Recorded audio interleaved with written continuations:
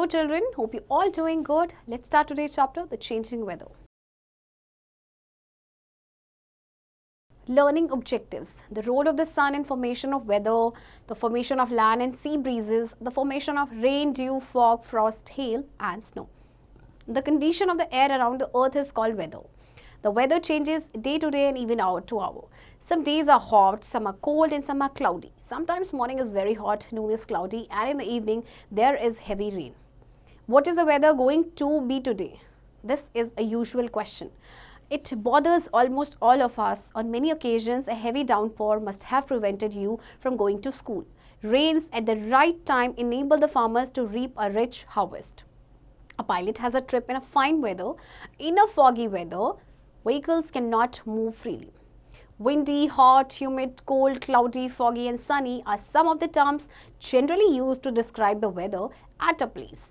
Can you think of some other words? What causes these changes in the weather?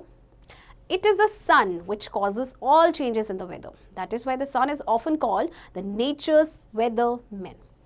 अब देखिए air की condition क्या है around the earth, उसे हम कहते हैं वेदर. वेदर आपका हर दिन चेंज हो सकता है, कई बार वो आवर टू आवर भी चेंज हो सकता है. कुछ दिन आपके गर्म होते हैं, कुछ ठंडे होते हैं, कुछ क्लाउडी होते हैं, राइट. आज कैसा मौसम होने वाला है, ये एक यूजुअल क्वेश्चन होता है. या हम पूछते हैं कल कैसा होगा, क्या कल क्या बारिश आएगी, या कल गर्म होगा या ठंडा होगा, राइट. अब जैसे कि राइट टाइम पे अगर आपकी बारिश आए तो फार्मर्स के लिए वो काफ़ी अच्छा होता है, राइट. कई बार इतनी ज़्यादा बारिश आ जाती, हैवी डाउनपोर, इसका मतलब होता है बहुत ज़्यादा बारिश आना. तो आप कई बार हो सकता है आप स्कूल भी ना गए हो, बहुत तेज़ बारिश आ जाती है ना. तो कुछ टर्म्स हैं आपकी जैसे कि windy, hot, humid, cold, cloudy, ये सारे आपके रिलेटेड हैं वेदर से और वेदर को डिस्क्राइब करने के लिए इन वर्ड्स का यूज़ किया जाता है. अब ये बताइए कि ये जो चेंजेस होते हैं वेदर में किसकी वजह से होते हैं? सन की वजह से, right. Let us see how the sun causes changes in the weather. You have learned about seasons. In summer, it is hot, while in winter, it is cold. There are more hours of sunshine in summer than in winter. The days are longer in summer than in winter. Have you ever experienced that there is more warmth in summer than in winter? The sun warms the earth during the day. The sun is also more directly overhead in summer than in winter. Why is the sun warmer when it is directly overhead? This is because the sun rays cover less distance to reach the earth. That is why the noon is hotter. At noon, the sun rays fall directly overhead, while the morning and evening they fall in a slanting way. अब देखिए, आपने season के बारे में आपको पता ही है, summer में बहुत गर्मी होती है, विंटर में कोल्ड होता है. सनशाइन समर में मोर आवर्स के लिए होता है, जबकि विंटर में कम समय के लिए होता है. सन क्या करता है? अर्थ को वार्म करता है डे टाइम में, ओके. इसके अलावा जब आपका समर्स में क्या होता है, एकदम ओवरहेड होता है डायरेक्टली, राइट. एंड विंटर्स में क्या होता है, आपका वो स्लांटिंग रेज आती हैं. इसी तरह से नून के टाइम पे आपका जो सन रेज होते हैं वो डायरेक्टली आपकी ओवरहेड पड़ती हैं, जबकि मॉर्निंग और इवनिंग में वो थोड़ी सी स्लांटिंग होती है. इसीलिए मॉर्निंग एंड इवनिंग थोड़ी सी ठंडी होती हैं. Unequal heating of land and water. The sun warms both land and water. During daytime, which becomes warm more quicker, land or water? चलिए देखते हैं फिर हम इसे एक्टिविटी के through. Take one bowl full of sand and the other one full of water. Keep both of them in the sun for 2 hours. Note down their temperature. What do you find? You will find that the sand is hotter than the water. Now keep both the bowls in the shade for an hour. Again note down their temperature. You will find that sand is cooler than the water. अब land या water दोनों में से जल्दी कौन गर्म होता है? वो कैसे करेंगे? एक बोल में आप पानी लेंगे, एक बोल में सैंड लेंगे और उसे आप रख देंगे सनलाइट में. आप 2 घंटे के लिए रख दीजिए. उसके बाद आप ऑब्जर्व करेंगे, टेम्परेचर देखेंगे कि सैंड का आपका ज़्यादा होगा, पानी का कम होगा. या फिर आप जनरली टच करके भी देख सकते हैं कि सैंड जल्दी गर्म हो जाएगी और पानी नहीं. इसके बाद आप उनको शेड में रखेंगे 1 घंटे के लिए. फिर आप ऑब्जर्व करने आएंगे तो देखेंगे कि जो सैंड है वो जल्दी ठंडी हो गई है, बट वाटर अभी ठंडा नहीं हुआ है. The same thing happens in nature. The land becomes warm more quickly than water. It also gets cold more quickly. Have you noticed that at night land cools faster than water? For the same reason, the nights are much cooler than days in the desert areas. The unequal heating and cooling of land and water gives rise to 2 types of breezes, land breeze and sea breeze. तो जैसे हमने ये activity की है, same आपका naturally भी होता है कि लैंड जो है वो जल्दी गर्म हो जाती है वाटर से और जल्दी ठंडी भी हो जाती है. तो ये जो अनइक्वल हीटिंग या कूलिंग होती है लैंड एंड वाटर की, इससे 2 ब्रीज बनते हैं आपके, land breeze and sea breeze. Land breeze. At night, the land cools down faster than the sea, so the sea is warmer than the land. The hot air above the sea rises. The cooler air from the land blows towards the sea to take its place. This is called a land breeze. Sea breeze. During the day, the land gets heated more quickly than the sea. The hot air above the land rises. The cool air from the sea rushes towards the land to take its place. This is called the sea breeze. The coastal areas experience more of these breezes. They make the weather pleasant. अब देखिए land breeze में क्या होता है, अगर हम दिन के टाइम की बात करें तो क्या होता है आपका कि आपका जो लैंड है वो जल्दी से गर्म होगा, राइट, एंड आपका पानी देर से गर्म होगा. तो रात को क्या होता है कि जो लैंड होती है वो जल्दी कूल डाउन हो जाती है सी के कंपैरेटिवली, तो सी वार्म होता है. सी वार्म होगा तो उसके ऊपर की जो एयर होगी वो हॉट होगी, राइट. तो कूल एयर कहाँ से आएगी, आपकी लैंड से आएगी, तो इसे कहते हैं land breeze.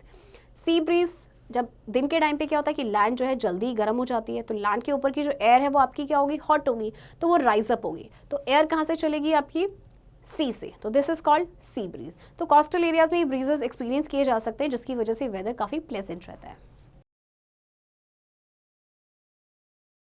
You had just learned that when air becomes hot, it rises up. Do you agree? Yes, hot air is lighter than cold air, so it rises up.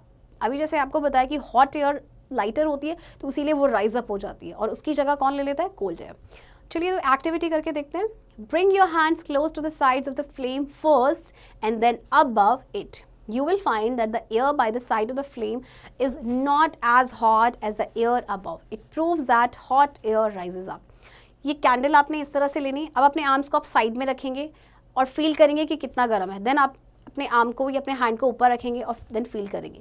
तो जब आपने ऊपर रखा है ना, तो क्या होगा कि आपको ना हॉट महसूस होगा. तो इसीलिए आपकी जो एयर अबव होती है वो आपकी क्या होती है, हॉट. यानी हॉट एयर जो होती है आपकी वो राइज अप हो जाती है, ऊपर की तरफ जाती है. Why does hot air rise? Let us find out. अब ये hot air क्यों rise up होती है, चलिए पता करते हैं. Take a cardboard or a wooden box with a glass front. Fit 2 wide glass tubes in holes at the top to form chimneys. Put a small lighted candle below one of the chimneys. Hold a smoldering piece of paper at the top of the other chimney. See what happens? The air above the candle gets heated and becomes lighter. It rises up. The smoke from the smoldering paper rushes into the box to take the place of the warm air. Thus, air currents are set up. आपको क्या करना है, cardboard लेना है या फिर wooden box भी ले सकते हैं, और उसके फ्रंट में आपका ग्लास यानी कांच होना चाहिए. 2 वाइड ग्लास ट्यूब्स आपने उसमें रखने हैं. उसमें होल होना चाहिए आपका टॉप पे, जैसे कि वो चिमनी जैसे आपकी बनती है चिमनी के फॉर्म में. इसके बाद एक छोटी सी कैंडल आपको आपने चलानी है किसी भी एक चिमनी के नीचे, राइट. अब आपको एक स्मोल्डरिंग पीस ऑफ पेपर लेना है चिमनी के टॉप पे. अब आप क्या देखेंगे, तो जो एयर होगी कैंडल के ऊपर वो हीटअप हो जाएगी और लाइट हो जाएगी, और इससे वो राइज अप हो जाएगी. फिर जो स्मोक आपका स्मोल्डरिंग पेपर कैसे आ रहा है, यानी जो बॉक्स में आ जाएगा किसकी जगह लेने के लिए, वार्म एयर की. तो इस तरह से एयर करंट्स सेटअप होते हैं. The sun causes evaporation and condensation. The sun is responsible for the phenomena of evaporation and condensation in nature. Evaporation. You must have seen ponds, lakes and rivers full of water in winter and rainy seasons. Have you ever wondered where does this water go in summer? In fact, the heat of the sun in the summer changes the water into water vapor that rises up and goes into the atmosphere. The change of water into water vapor is called evaporation. Condensation. The water vapor that goes into the atmosphere does not remain there for a long time. When it cools down, it changes in tiny drops of water again. The change of water vapor into water is called condensation. Condensation is just opposite to evaporation. अब देखिए sun की वजह से evaporation and condensation होता है, right? Evaporation आपका क्या है, देखिए आपकी जो water bodies हैं वो गर्म होती हैं, right? And then sun की heat की वजह से then आपका steam बनता है, वाटर आपका वाटर वेपर में कन्वर्ट होता है, दैट इज इवेपोरेशन. इसके बाद कंडेंसेशन क्या होता है, जब आपकी जो वाटर वेपर है एटमॉस्फेयर में जाएगा, ठीक है, वो लॉन्ग टाइम तक लिए वहाँ पे नहीं रहता. तो जब वो कूल डाउन हो जाता है तो वो वाटर की छोटी छोटी ड्रॉप्स में कन्वर्ट हो जाता है. तो वाटर वेपर जब वाटर में कन्वर्ट होता है दैट इज कॉल्ड कंडेंसेशन. अब जो कंडेंसेशन है वो इवेपोरेशन का जस्ट ऑपोजिट होता है. Evaporation and condensation take place all the time in nature. They play an important role in the formation of the following features. Clouds and rains. The sun's heat changes water from lakes, rivers and seas into water vapor. The water vapor goes high up into the atmosphere. This is called evaporation. When the water vapor comes in contact with cold air, it changes into small drops of water. These drops cling together to form clouds. This is called condensation. When the clouds become heavy, they fall on the ground as rain. This is what we call the water cycle. अब evaporation and condensation आपका हर समय nature में चलता ही रहता है. जैसे कि सन की हीट, मैंने आपको बताया, सन की हीट से वाटर बॉडीज आपकी गर्म होती हैं, राइट, फिर वो वाटर वेपर में कन्वर्ट हो जाती है. देन उसके बाद वाटर वेपर जो है कोल्ड एयर के कॉन्टैक्ट में आता है, फिर वो छोटी ड्रॉप्स ऑफ वाटर में कन्वर्ट हो जाता है. ये ड्रॉप्स एक साथ इकट्ठे होकर क्लाउड्स बनाती हैं, इसको कहते हैं कंडेंसेशन. और जब क्लाउड बहुत ज़्यादा हैवी हो जाते हैं तो फिर पानी नीचे गिरना शुरू हो जाता है और उससे हम क्या कहते हैं, रेन. तो इसे हम कहते हैं वाटर साइकिल. वाटर साइकिल देखिए आपको यहाँ पे डायग्राम दिया गया है, right.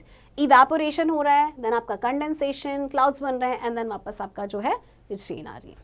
Due during day everything absorbs heat. At night this heat is given out. Grass, flowers and leaves give out heat more quickly than other things. Thus they become very cold. When moist air touches them, it also becomes cold.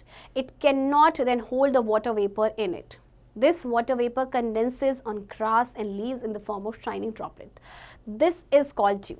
Have you noticed that when you walk on grass early morning in the winter, your feet and shoes get wet?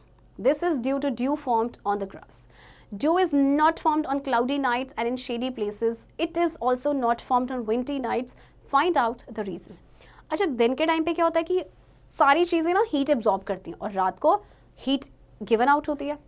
आपके जैसे grass, flowers, ये आपके जो leaves है, ये heat को more quickly give out करते हैं अगर किसी और चीज़ के कंपैरेटिवली, तो इसीलिए कोल्ड हो जाते हैं. तो जब मॉइस्ट एयर इनको टच करती है तो वो भी कोल्ड हो जाते हैं. और उसके बाद क्या होता है कि ये वाटर को होल्ड नहीं कर पाते हैं, राइट, वाटर वेपर को होल्ड नहीं कर पाते हैं, तो ये वाटर वेपर कंडेंस हो जाता है ग्रास के ऊपर या लीव्स के ऊपर, शाइनिंग ड्रॉपलेट्स के ऊपर, जिसे हम कहते हैं ड्यू. जैसे आप कभी विंटर मॉर्निंग में देखेंगे, जब आप घास पे चलेंगे तो आपके शूज़ या आपके फीट गीले हो जाते हैं, ठीक है, तो ये ड्यू की वजह से होता है जो ग्रास में होता है आपका. अच्छा, ड्यू जो है वो क्लाउडी नाइट्स में नहीं बनता, राइट, ना ही वो शेडी प्लेसेस पे बनता है, और जब कभी विंडी नाइट्स होती है ये तब भी नहीं बनेगा. इसकी रीज़न क्या है, तो चलिए लेट्स फाइंड आउट.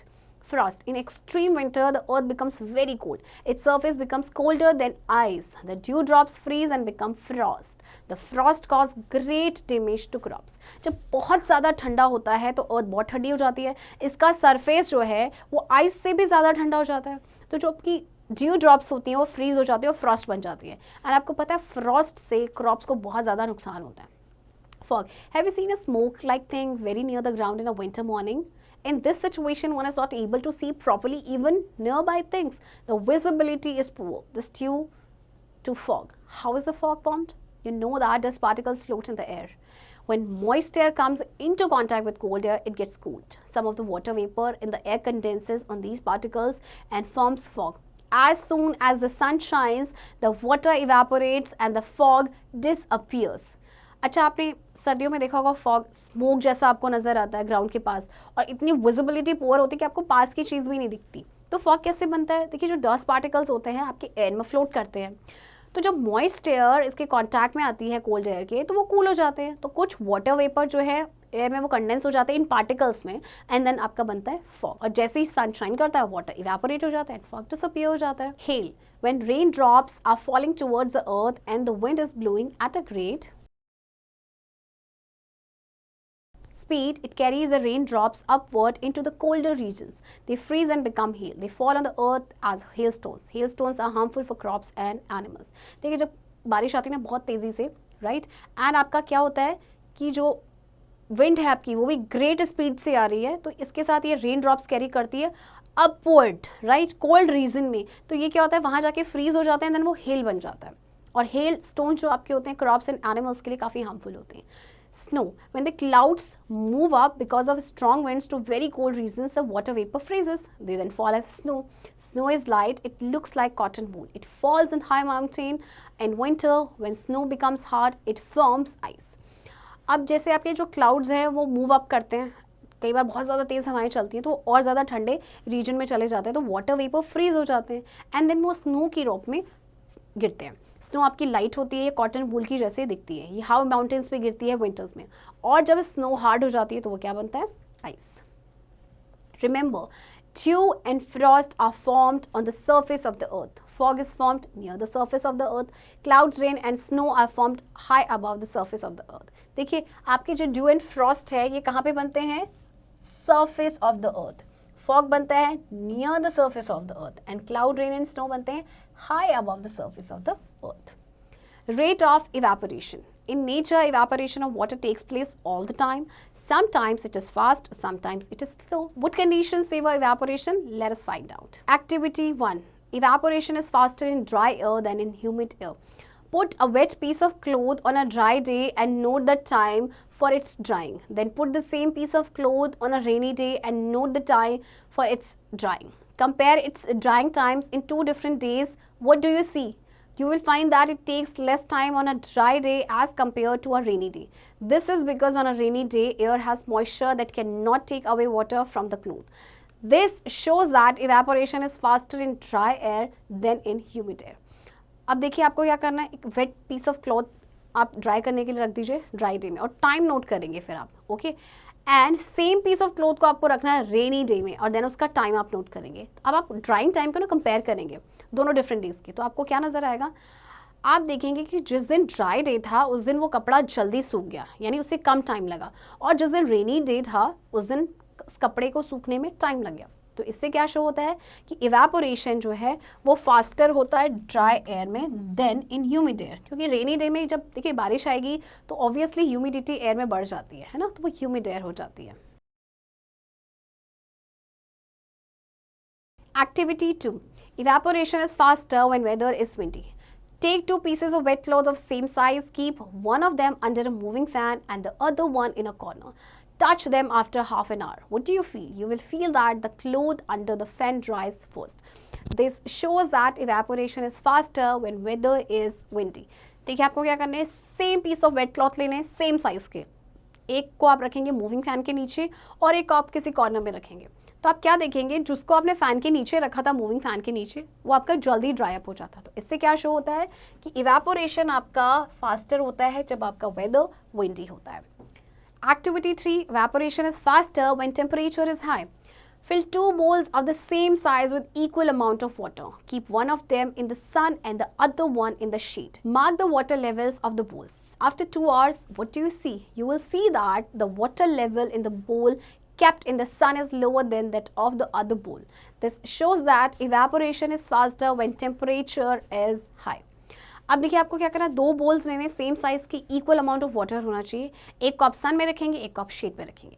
उसके बाद आप क्या करेंगे, वाटर लेवल को आप मार्क करेंगे. 2 घंटे के बाद आप नोटिस करेंगे कि जो आपने सन में रखा था उसका वाटर जो लेवल है वो कम हो जाएगा. तो इससे क्या शो होता है कि इवेपोरेशन फास्ट होता है जब टेम्परेचर आपका हाई होगा. Activity 4. Evaporation is faster when the exposed surface is large. Take 2 wet handkerchiefs of the same size. Roll one of them into a lump. Spread out the other one. Let them dry. Touch both the handkerchief after half an hour. Which one dries first? The handkerchief you spread out dries first. This shows evaporation is faster when the exposed surface is large. अब आपको 2 handkerchief लेने, same size के, दोनों wait होने चाहिए. एक को आप फोल्ड करके रखेंगे, ओके, या रोल करके उसको लंप में कर देंगे, एंड एक को स्प्रेड आउट कर देंगे. दोनों को रख देंगे आप. उसके बाद टच करेंगे आप कुछ आधे घंटे के बाद, 1 घंटे के बाद, तो आप क्या देखेंगे कि जो हैंकरचीफ आपने जो खोल के रखा था वो ड्राई अप हो जाएगा, लेकिन जिसको आपने फोल्ड करके रखा था, रोल आउट करके रखा था, वो आपका ड्राई नहीं होगा. तो यहाँ से क्या शो होता है कि evaporation is faster when the exposed surface is large, यानी कि जब आपका सरफेस एरिया ज़्यादा होगा तो आपका इवेपोरेशन फास्टर होगा. Weather affects all of us. Each day the weather is important for us. In cold weather we have to protect ourselves against cold. We wish to keep our house warm. What methods are used for keeping the house warm? In hot weather we wish to protect ourselves against heat. What methods are used to prevent the house from getting hot? Changes in weather also affect animals and plants. Animals such as frogs, lizards, and salamanders go for a long sleep during extreme cold. This phenomenon is called hibernation. Similarly, many plants shed their leaves in cold weather to protect themselves against cold. The rate of photosynthesis slows down during the winter. Weather हम सबको affect करता है, हर दिन करता है, and weather हम सभी के लिए कितना इंपॉर्टेंट है ना. और जैसे कि आपका कोल्ड वेदर होता है, हम अपने आप को प्रोटेक्ट करते हैं कोल्ड से, हम अपने घरों को गर्म रखते हैं. और हॉट वेदर में हम क्या करते हैं, अपने घर को हीट से प्रोटेक्ट करते हैं, राइट। तो चेंजेस जो होते हैं वेदर में वो सिर्फ हमें ही नहीं इफेक्ट करते बल्कि प्लांट्स एंड एनिमल्स को भी इफेक्ट करते हैं। कुछ आपके ऐसे एनिमल्स हैं जैसे फ्रॉग या लिजर्ड्स हैं या सैलामेंडर्स हैं, ये एक्सट्रीम कोल्ड में एक लंबी स्लीप में चले जाते हैं जिसे कहते हैं हाइबरनेशन। इसी तरह से बहुत सारे प्लांट्स क्या करते हैं, अपने लीव्स को शेड करते हैं कोल्ड वेदर में अपने आप को प्रोटेक्ट करने के लिए अगेंस्ट कोल्ड। इसी तरह से जो आपका रेट ऑफ फोटोसिंथेसिस है वो स्लो डाउन हो जाता है विंटर्स में। Let us remember, the condition of the air around the earth is called weather. Land gets heated more quickly than water. It also cools down more quickly than water. The sun causes all changes in weather. Hot air is lighter than cold air, so it rises up. Evaporation and condensation play an important role in the formation of rain, clouds, dew, hail, frost, fog, snow, and ice. देखिए, land आपकी जल्दी से heat up होती है water के comparatively and cool down भी बहुत जल्दी हो जाती है, राइट। हॉट एयर आपकी लाइटर होती है इसीलिए वो राइज अप होती है। इवेपोरेशन एंड कंडेंसेशन एक बहुत इंपॉर्टेंट रोल प्ले करते हैं रेन के फॉर्मेशन में, क्लाउड्स के फॉर्मेशन में, स्नो एंड आइस। तो चिल्ड्रन, आई होप आपको ये चैप्टर समझ आया होगा एंड इस चैप्टर की प्रैक्टिस अब आप खुद से करेंगे।